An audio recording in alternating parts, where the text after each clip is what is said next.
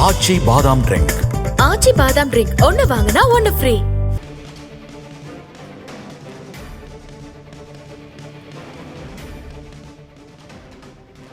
முக்கிய செய்தி: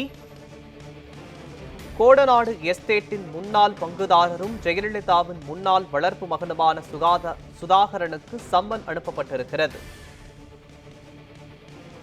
முக்கிய செய்தியாக பார்த்து வருகிறோம்.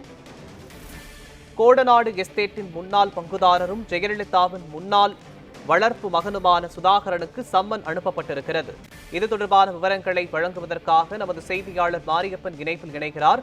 மாரியப்பன், கோடநாடு கொலை வழக்கு தொடர்பாக ஜெயலலிதாவின் முன்னாள் வளர்ப்பு மகன் சுதாகரனுக்கு சம்மன் அனுப்பப்பட்டிருக்கிறது. இது தொடர்பான முழுமையான விவரங்களை பதிவு பண்ணுங்க.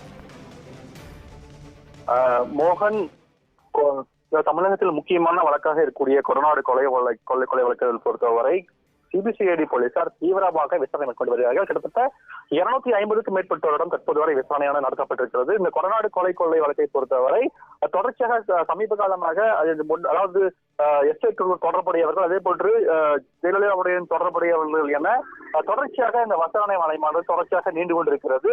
தொடர்ச்சியாக முக்கிய நபர்களும் தொடர்ச்சியாக விசாரிக்கப்பட்டு வருகிறார். கிட்டத்தட்ட 250க்கும் மேற்பட்டோரிடம் தொடர்ச்சியாக தற்போது வரை விசாரணை நடத்தப்பட்டு வருகிறது. அதன் ஒரு பகுதியாக தற்போது ஜெயலலிதாவின் முன்னாள் வளர்ப்பு மகனும் கொடநாடு எஸ்டேட்டினுடைய முன்னாள் பங்குதாரருமான சுதாகரனுக்கு தற்போது சிபிசிஐடி போலீசார் சம்மன் அனுப்பியிருக்கிறார்கள். குறிப்பாக வரும் 27ஆம் தேதி நேரில் ஆஜராக வேண்டும் என அந்த சம்மன் அனுப்பப்பட்டிருக்கிறது.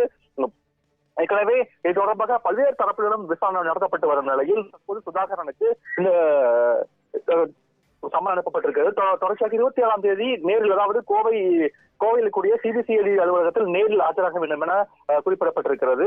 மேலும் இதில் ஏற்கனவே 250க்கும் மேற்பட்டோரும் தொடர்ச்சியாக விசாரணை நடத்தப்பட்ட நிலையில் தற்போது இந்த சம்மன் அனுப்பப்பட்டிருப்பதோடு சுதாகரன் நடத்தப்பட்ட விசாரணையை தொடர்ந்து அடுத்த கட்டத்துக்கு இந்த கொடநாடு வழக்கு என்பது செல்லும் என்பது தெரிய வருகிறது.